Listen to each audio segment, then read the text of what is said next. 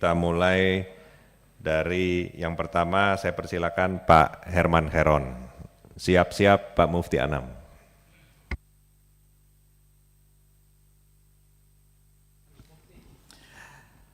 Bismillahirrahmanirrahim. Assalamualaikum warahmatullahi wabarakatuh. Salam sejahtera untuk kita semua, selamat pagi.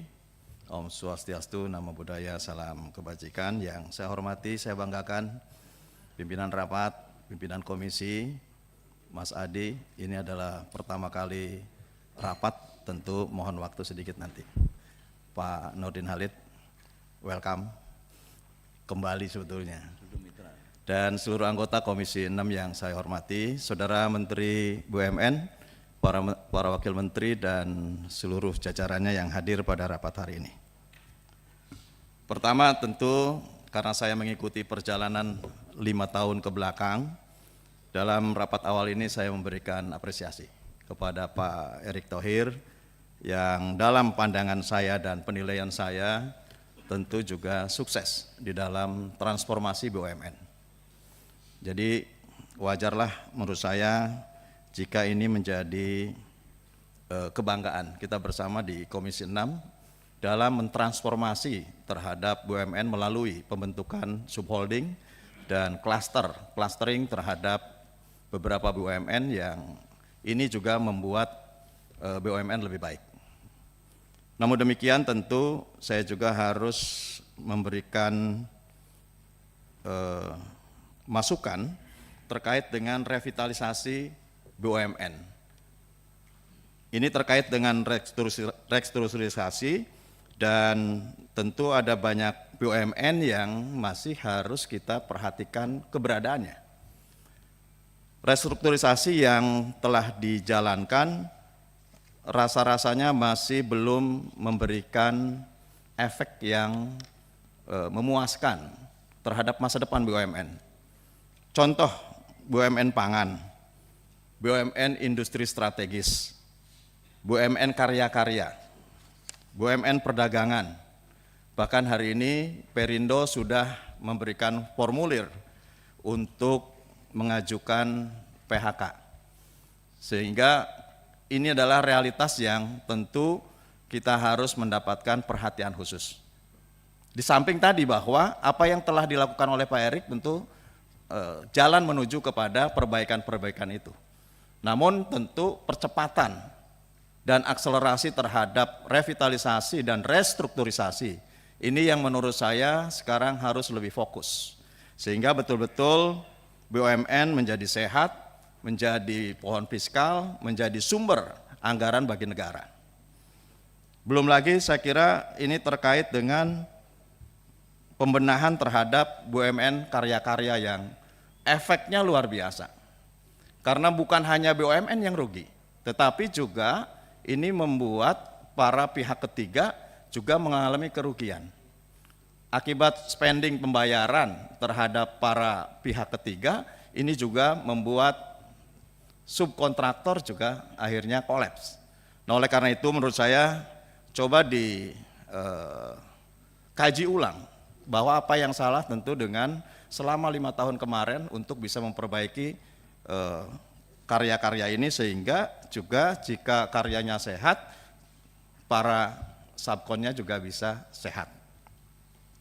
Kemudian BUMN pangan Pak, kalau Pak Prabowo Subianto menggarisbawahi bahwa target yang terpenting ke depan adalah swasembada pangan, swasembada energi, dan swasembada air, semestinya juga ini ada titik berat.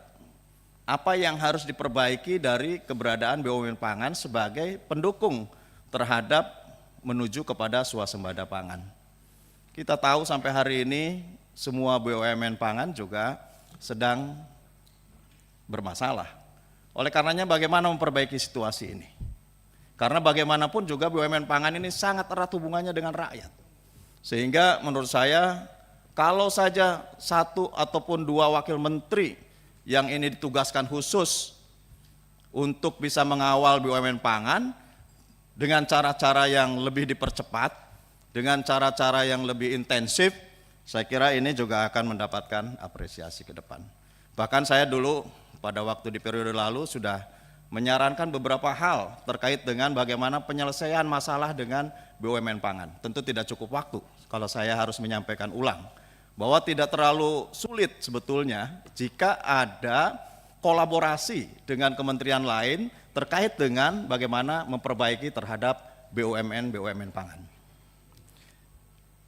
Yang ketiga, catatan saya, karena bagaimanapun apa yang disampaikan oleh Pak Erik hari ini sangat baik, sangat bagus, konseptual tentu bisa diterima secara logik, namun kehadiran Badan Pengelola Investasi Daya Anagata Nusantara atau Danantara ini juga harus dikolaborasikan. Seperti apa nanti hubungan institusinya?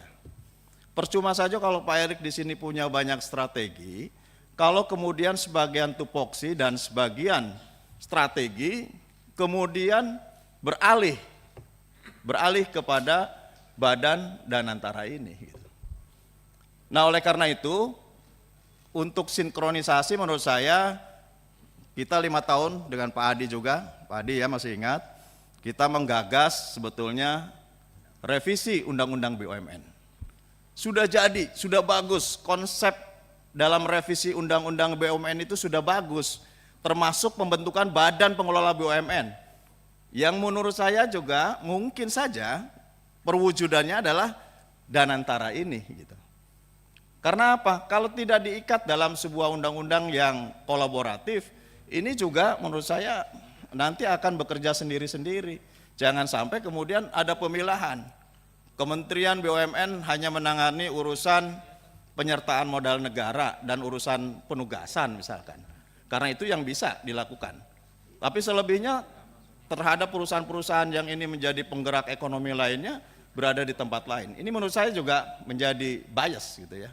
Oleh karenanya memang harus ada payung hukum yang ini bisa mengikatkan hubungan yang erat antara kedua institusi ini sehingga betul-betul sinergis dan kedepannya bisa menjadikan lebih baik. Jadi menurut saya usul kepada pimpinan untuk segera memulai kembali pembahasan revisi Undang-Undang BUMN. Ini kan sudah selesai di komisi, sudah selesai di pengambilan keputusan tingkat 1, sudah diajukan kepada pemerintah. Bagaimana respon dari pemerintah tentu kita masih menunggu. Oleh karena itu di periode awal ini mudah-mudahan ada goodwill dari pemerintah untuk segera membahas ini dan ini merupakan payung hukum untuk mengintegrasikan antara kerja dari Badan Daya Anagata Nusantara dan Kementerian BUMN. Yang ketiga, Danantara. Yang selanjutnya yang menurut saya harus menjadi perhatian adalah isu-isu publik, Pak. Ketika kemudian Pak Presiden menyampaikan bahwa adanya penghapusan terhadap hutang petani dan nelayan, tentu responnya seperti apa? Karena ini kan sebagian besar ditujukan kepada bank-bank BUMN. Pasti adalah himbara yang dituju. Nah ini harus ada respon.